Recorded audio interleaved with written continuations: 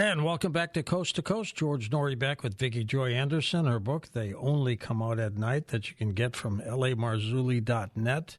L.A. is one of our great guests, by the way. He's a good guy, Vicki. He's amazing. We love him. It's one of a kind. Your name came up about a week ago. Did you know that? I did not. My ears did not itch.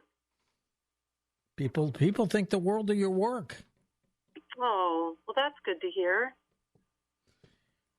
Does the Catholic Church get involved in this? Is this almost like an exorcism? Yeah, in fact, the Catholic Church does a much better job than most evangelical churches, unfortunately. But they have, a set exorcism ritual, which is typically what they do. And I don't know how consistently successful that is, George. I haven't heard too many people saying that wiped the problem out for them. Not necessarily. Back to the UFO abductions. What do you think's going on there? Well, I think that it's similar, but obviously not the same thing. I think this is another agenda by supernatural or entities from a spiritual realm. They have a different agenda than the sleep paralysis agenda. The way I kind of break it out into layman's terms, George, is we all know from the UFO abductions that there's some sort of medical or genetic thing going on there. People talk about going into laboratories and being up on the metal table and things like that. Sleep paralysis, I think, is also an abduction scenario, but you're going into the astral realm, and I think that is more of a grooming the teachers. When you look at pop culture and the minds that have influenced us in philosophy, religion, in the occult, in literature, a lot of these people that to this day we admire their work, they were card-carrying theosophists. They were astral projectors. And so I think in that case, the people that are going up into the astral realm are being trained and groomed to be spokespeople for the religion and the agenda and the governance of that astral realm. Are children subjected to sleep paralysis or night terrors? Yes. Yep. All the time. In fact, a lot of times, the people that are subjected to the nightmare type agendas like sleep paralysis and night terrors, a lot of times they are the most vulnerable because they're targeting people that can't really defend themselves. So in addition to children, there can also be people in various special needs categories, nonverbal. I also see it happening to a lot of elderly people because with a child, you can chalk them off to telling stories, and with an elderly person, you can chalk everything off to dementia. So it's a very clever operation. They tend to target people that can't really defend themselves when they need to. Let's take some calls. This hour is going to fly by. We'll start by going to first-time caller Ron in Ohio. Welcome to the program. Hi, Ron. Hi, George. How are you? Great to have you with us. Go ahead. Thank you, sir. And hello to Miss Anderson. Hey, Ron. Hi. I'm kind of calling on my daughter's behalf. She's 24 years old, and she's a nurse. She's a professional. She's a good kid. She's been having these sleep paralysis, I assume sleep paralysis events for several years now, and I don't know anything about them. I'm just trying. I heard the show tonight. Just trying to get a little advice as maybe I can pass on to her. What can I tell her? Is there something she's doing that's wrong, or something she can do to prevent these from happening? Just looking for a little direction here. Yeah, absolutely, Ron. This is one of the reasons why I wanted to write the book, because so many times when people experience this, they're the ones that get blamed. What did you do? You opened these doors. Did you play with the Ouija board? Are you into porn? Like, we get blamed for it. Or you're nuts, right? Yeah, or you're just plain nuts, right? It's something genetic. But what's interesting to me, Ron, and I'm glad that you pointed this out, that she's a nurse. These entities, according to Robert Monroe, the father of astral projection, he talked about the loosh, which is sort of this mythical energy that we emit when we have strong emotions. And it's not just negative emotions. It can be fear and agony and rage and terror and things like that, but it can also be erotic type of emotions as well, which is why we see so much of the incubus activity. But the fact that she's a nurse, she is around trauma and fear and anxiety and death. She's around a lot of those emotions, and it's pretty hard to come home and wash that kind of stuff off. And when you bring your work home with you and you're contemplating the loss of patients that you've grown to love and seeing families in grief and feeling helpless and all of that, it is possible that she could be attracting those entities who are feeding off of all of that negativity that is surrounding her. So she might want to try things like George mentioned earlier, prayer, and if she's not of the religious persuasion, at least doing things when she gets home to detox intentionally from those negative emotions and to seek out joy and peace and ways to cleanse her mind from all of that trauma that she is likely taking home with her. And Ron, let me ask you this. How does she describe these episodes to you? She's laying there. She feels as though she's wide awake. She can't move. She can't speak. She's sweating. She's terrified. And I haven't really talked a ton with her about it, but that seems to be the common thread. Sounds like a classic sleep paralysis case, Vicki Joy. It sure does. It sure does. Ron, I'm really glad she shared that with you. A lot of people don't feel comfortable sharing it, but once we start talking about it and we kind of strip the fear of that away, that's when we can start getting help. So I'm really glad that she felt safe enough to tell you that. And definitely, if you can, Ron, read the book that you can get from lamarzulli.com, and I'm going to spell that out for you. LAMARZULLI.net, .net, not .com. John in Wisconsin, welcome to the show. Hi, John. Hello, George. Hello, Vicki Joy. Foremost, George, again, another great guest that offers healing, wisdom, and opportunities for the coast-to-coast audience to learn. And I want to thank you, George, and your staff for bringing Vicki Joy on. Thank you. Vicki Joy, I would like to share with you my lifelong struggle with sleep paralysis that I believe caused me to go blind 4 years ago. And I'll preface my comments by saying I've always learned things in life the hard way. I've just been terrible at thinking things through and make poor decisions, but that's really beside the point. About 15 years ago, I was diagnosed with sleep apnea. And I went, formal study like everybody does, and they put me on a CPAP machine. Well, I did not adjust well to the CPAP machine, and I can think back to my childhood where I never really had many nights I slept all the way through. I would wake up. I never had the shadow man or an alien encounter, but I've always had somebody chasing me or forcing me off a roof or forcing me to jump. And so I've always had interrupted sleep, which I believe from your description, Vicki Joy, is sleep paralysis. Well, fast forward to 4 years ago when I was going blind, and I went twice to one of the finest places in the country for the eyes and saw their top doctors, and they said, it's amazing, you're in absolutely perfect health and you're going blind, and you can only come up with a theory, and the theory wasn't real palatable, but it is what it is. Vicki Joy, 2 weeks ago, I had my annual checkup with my neuro-ophthalmologist here in Wisconsin, and I asked her again, I said, Doctor, I'm in excellent health. I'm 66 years old.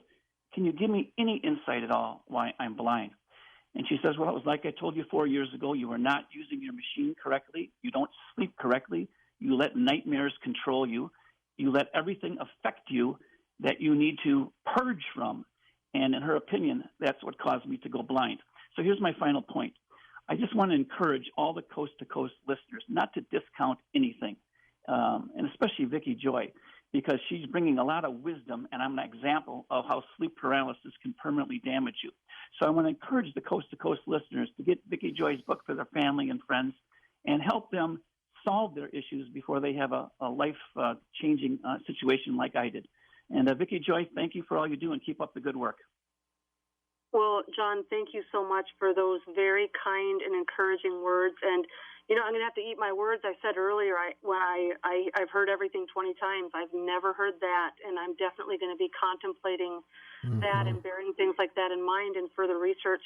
One little thing I do want to mention, George, and I know this is a little odd, and I do not want people to hear me saying that I don't believe in sleep apnea, or if you have sleep apnea, don't use your CPAP. But one of the bizarre questions I started asking people that call me who have had sleep paralysis consistently for decades, it seems like an unrelated question. I ask them if they've had breathing problems or if they're mouth breathers. And to date, George, every single person I have asked, which has only been a couple dozen, have all said that they have had various breathing and mouth breathing issues. And that really pertains to a lot of sleep paralysis. People wake up, they say they can't breathe. It feels like they're being suffocated. I had trouble breathing out of my nose most of my life because of all of the reconstructive surgeries I had on my nose.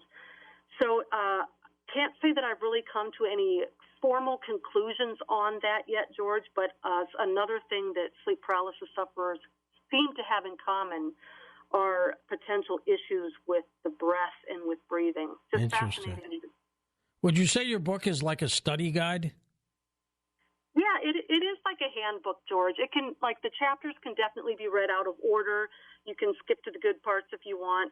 And I kind of set it up that way on purpose. There's people that want to go right to chapter 4 because they just want to know about the succubus and the vampires. And then there's people that want to go right to chapter 6 because that's the solutions and why am I a target? And so I think that's a good way of stating it, George. It is kind of like a handbook. West of the Rockies, Keith's with us in California. Hey, Keith, go ahead, sir. Hey, good evening, everybody. Hi Love there. the show. Been listening for a long time. Thank Love you. everything I ever hear on here. Thank you. I had a situation about maybe, I'm thinking 3 or 4 years ago, where I've had this happen a few times. I get the sleep paralysis thing, and I kind of wake up and I feel like, and I look, and it looks like there's somebody on me. I guess that's what you shadow people or something like that. Yep. But anyway, so I, one time the last time I had that happen, I woke up and I could feel someone. It's like someone was pinning me down, and I'm laying there, and the more I couldn't move, the madder I got. And I'd already had a bad day at work, so I was already in kind of a bad mood, and I woke up with this. So I'm laying there, and then finally I got mad, and it took every ounce of strength I had, but I finally just kind of like shoved it off, like I was swinging at it. I don't know if I hit it or just pushed it or what. And I saw something leave from the top of me, and then it just kind of disappeared. So I don't know if that'd be, I don't know what you'd originally call that, but It could be the old hag syndrome, Vicki. Yes, that's what I was thinking as well, George. A lot of people report actually seeing the entity on top of them, and it can be a variety of different entities. Some don't see it, but they feel it. Other people can wake up, and some even report seeing bruises and scratches and various things that are evidence that something was pinning them down. So, Keith, lest you think you're losing your mind, you are experiencing something that many, many other people have reported. And Vicki Joy, explain what the old hag syndrome is. The old hag syndrome goes back into this idea that you wake up and there is something on top of you. I think the reason it's this old hag is the succubus is a shapeshifter. And I think a really good example of this is in the movie The Shining, when the Jack Nicholson character goes into the bathroom and sees the beautiful woman, and they're making out, and then he catches wind of her in the vanity mirror, and she turns into this old woman and starts cackling. And even though that's not a sleep paralysis scenario, that's a good depiction of the old hag. And some people wake up and they see this grotesque old woman on them, but many people wake up and they see a beautiful woman. And at some point in the experience, she shapeshifts into the old hag. But the old hag is one of the masks that is worn by these succubus entities. Brendan's with us in Austin, Texas. Hi, Brendan. Go ahead. Hey, can you hear me? So far. Okay, awesome. I had a question about the hill country and about Seguin. I talked to your friend Kristen on the 25th, and I talked about how one of my coworkers had said that they had woken up with paralysis and like a gray crossing the living room. And Whitley Strieber's from our area, and I've also seen a gray. So I just wanted your opinion on the hill country and why so much strange stuff happens here. That's a good question. I don't know that I've really done a lot of research specifically to populaces or particular locations where sleep paralysis entities are more common. I know that there is probably research out there, especially since you're talking about the grays. Could be a portal. That's a really good estimation there, George. It is interesting. You don't hear it as much, but there are sleep paralysis stories where the entity that shows up are the grays.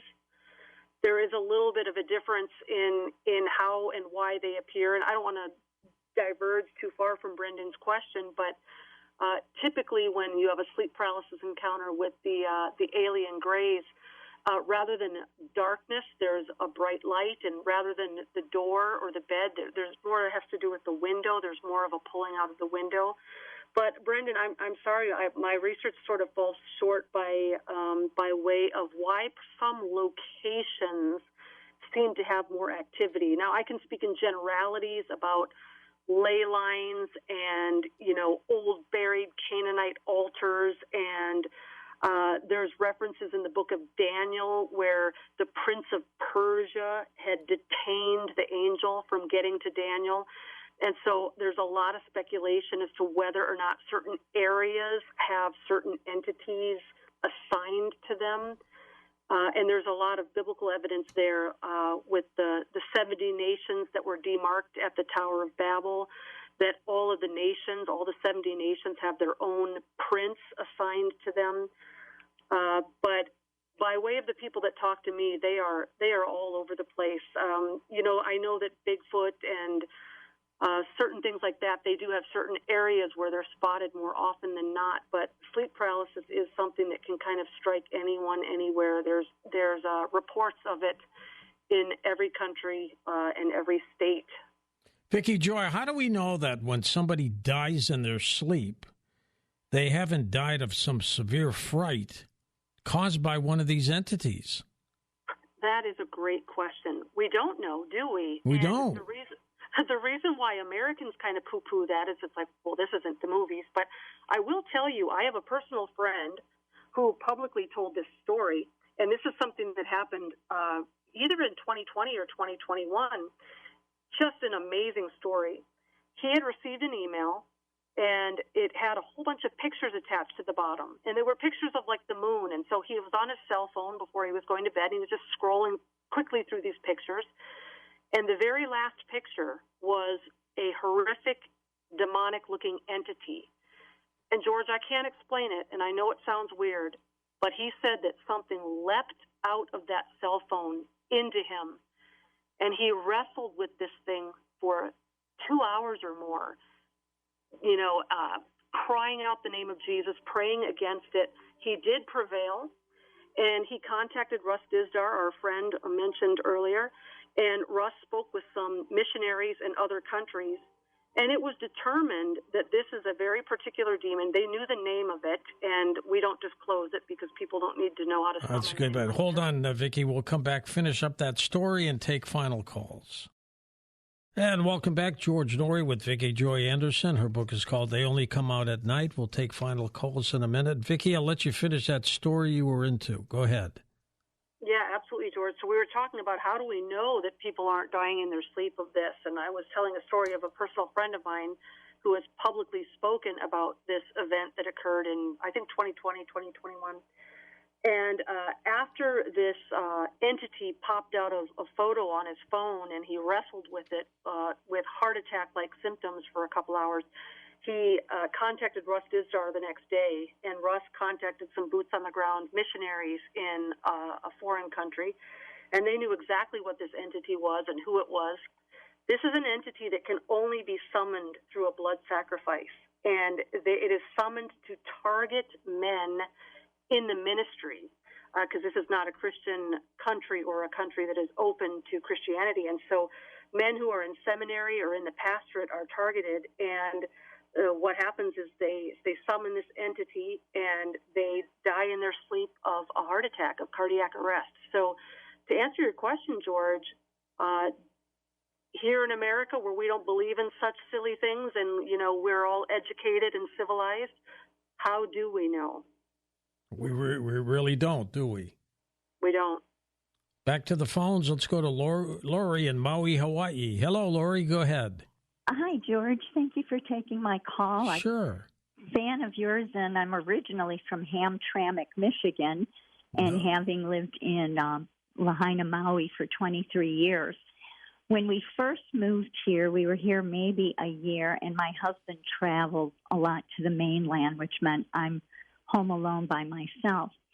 And one night, or I would say it was like 2, 3 in the morning, I awoke feeling a presence in the room. The room was totally black. My closet door was slightly open.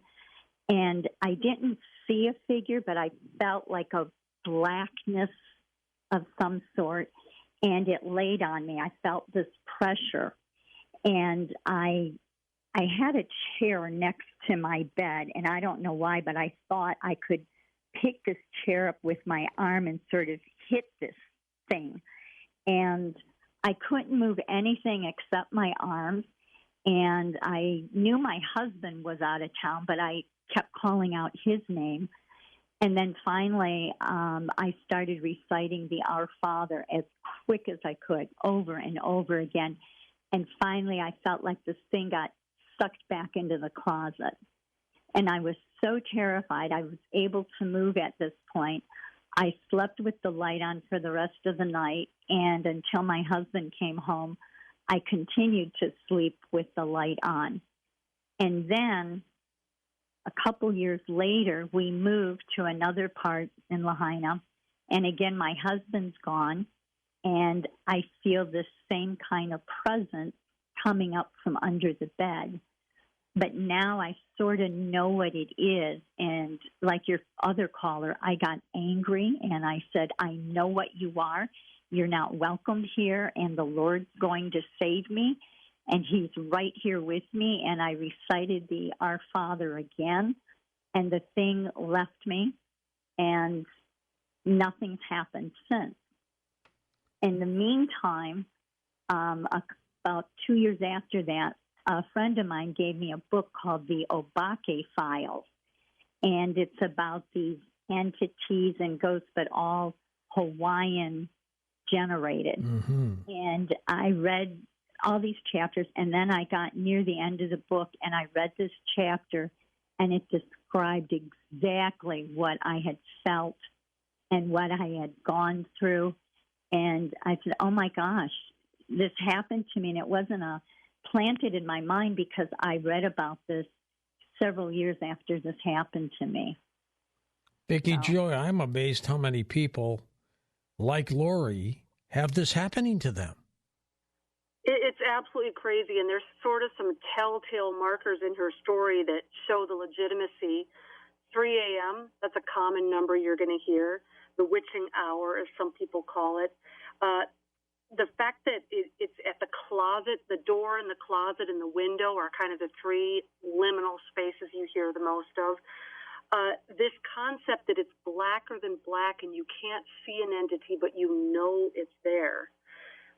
But again, corroborating this idea of invitation and permissions, that as soon as she took authority over this and said, I know who you are, get out, it had to obey. These things are extremely legalistic.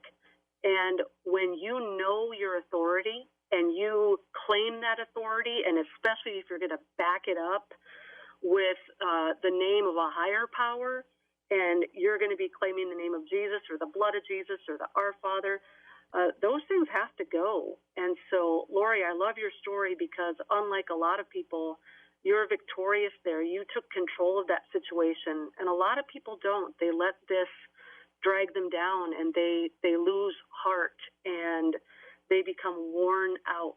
And like we were talking to the man earlier, when we were talking to John, we can let this take over and weaken us. And so, Lori, that's just a great story. We don't hear those kind of stories often enough, but it's a great thing for the listeners to hear, George, because it is. We have absolute authority over these things. And Lori, how did you fare with the Maui fires a few months ago? We lost our condo. I'm living on the south side of Maui temporarily, so everything was incinerated, and we're just trying to figure out what to do. You know, what comes next? What do we do? I lost both my one job. I was speaking of praying, I was a church musician, and the church totally burned down. Oh. And I worked as a manager of a boutique, and that place has not opened up. It's still there, but there's no power there. We can't get to it, and we depend on tourism. So there's no tourists, so I'm out of a job there too right now. Well, stay strong, Lori. Stay strong. Oh, sorry, Lori. Next up, we go to Sibley in Duluth, Minnesota. Hi, Sibley. Go ahead. Hi. Thank you for taking my call. Sure. I have had sleep paralysis in the past, but it's been a long time. It started, the first time I noticed it was on, long road trips. My family used to do, 2-week camping vacations. In the summer, we'd go, to a coast. I'm from Minnesota, so we do, 12 to 13-hour days sometimes. And, I would realize I can't move or anything, and, I can hear the conversations going on in the car. It's daytime, but I've, fallen asleep after however many hours of playing Game Boy. But that is where it started and where I first noticed it. And I had some bouts of insomnia in college, but never really had that. But after I graduated, my last summer back at home, that summer is when I could tell it was coming on. I would, my body would I would be trying to fall asleep, but even knowing that it could happen, I would be conscious. Please don't let it happen. It's not a good feeling, is it? Terrible, yeah. And I remember, I also, I don't know, it's I almost feel like in my mind, it almost felt like the volume was being turned up as if I was in the middle of a cafeteria or something. All these conversations going in my head, and I could almost zero in on some. It was crazy. And that would happen multiple nights throughout that summer. Almost I just prayed for times that I wouldn't have that happen.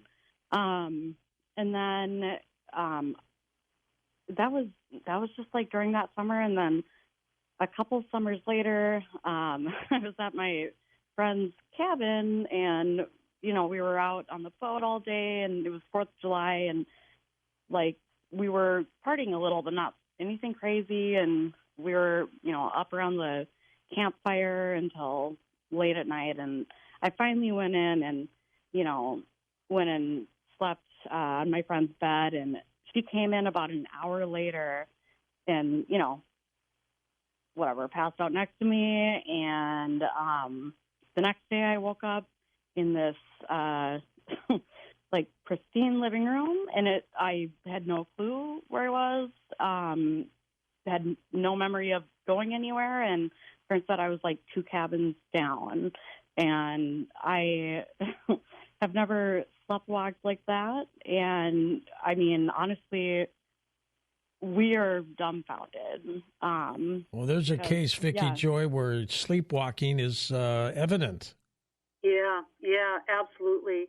Extreme exhaustion, fatigue, jet lag, stress, these are kind of prime breeding grounds for these experiences. Now, these aren't the causes. I don't think we have sleep paralysis because we're tired. But the more kind of of a weakened condition we're in, the more vulnerable we are, the more sort of prone we are for attack. They like to go after us when we're vulnerable.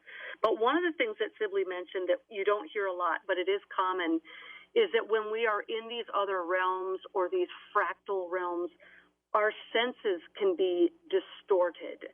And so the sights and the sounds, like the vision can be blurry, or it can be very acute, and the sounds can be reverberating or vibrational, or they can be too loud. And so a lot of people do report almost kind of like a psychedelic trip that the senses are distorted. That is amazing. Chris in Florida, go ahead, Chris. Let's get you in here. Yeah, if sleep paralysis, you're at a point I've found where you can choose to move your awareness away from or back to the physical body if you do experience it, which can include the vibrating sounds, the shaking of the body or the bed or moving, and you feel disconcerted. You just direct energy to your medulla oblongata. That's where God's energy enters your body. And just moving your neck or bringing attention to that spot will bring you fully back into your physical body. And that can be reassuring that you'll never lose control. If you're lucid dreaming, often you're actually astral traveling and you are inconfabulating, exaggerating, ignoring, or otherwise misperceiving certain details. Can't fully accept how fantastic it is. So know that until physical death, your physical and astral bodies are connected by the silver cord, that's in the Bible. But reinforce whatever helps you to feel less attached to your physical body, associating more with your formless, foundational, causal body, and then you should choose your emotionally expansive astral body, in which you can take any shape, size, or form and density as you feel comfortable with divine permission. Sleep with crystals and minerals nearby like kyanite, selenite, and shungite, especially around your head. And remind yourself before you go to bed if your boundless capabilities, and if you suspect you're dreaming, consider that you're likely astral traveling, and ask Spirit for help in revealing the truth to transform your perceptions and make the most of it. The more lighthearted you are, like in Peter Pan, the less affected you are by gravity, and the easier it is to help yourself and others. And you don't need to fly or walk or otherwise travel to a location. You can will yourself instantly to be wherever or whenever, and maybe alternate timelines as well. But you're talking about Loosh earlier that has increases the likelihood of astral travel. It hasn't happened for me. They're more likely. I will admit, though, that I know that my brother who saw shadow people with his sleep paralysis, and I have had a couple nights in a row of astral abductions about 30 years ago, but I called on Jesus right away. It was just instinctual to do that, and instantly I was back in my body. I was being drawn backwards, and I was just terrified that I didn't have control over my flight, so I called on Jesus, and just instinctually and instantly I was back and in my body. But usually I'm already out of my body when I realize I'm astral traveling, though I'm almost guaranteed to astral travel when I'm consciously drawing my attention away from the physical body after an episode with nothing better to describe it than the ecstatic God communion, raising Kundalini. Whatever you're doing, Chris, keep doing it. We're almost out of time here. And Vicki Joy, I want to thank you for being on the program. But Chris sounds like he's got his act together for this. That was a lot to unpack, George and Chris. Thanks for your comments, Chris. And you're exactly right. A lot of times we think we're in our bedroom, but we are not. We are already in the astral realm. And it does no good to try to fight and thrash against these things. It really does have to do with the awareness. And most people do want to wake up from this experience. They are not interested in astral travel or communing with the spirits. The people that contact me are people that are not comfortable with this. They consider it to be a targeted individual. They consider it to be harassment. And these people are looking for a way to wake up and get out. And so this is really two schools. Vicki Joy, I want to thank you for being on the program. Keep in touch, okay? Vicki Joy Anderson, the name of the book, They Only Come Out at Night, which you can get from and his website at lamarzulli.net. Up next is Satanism on the Rise.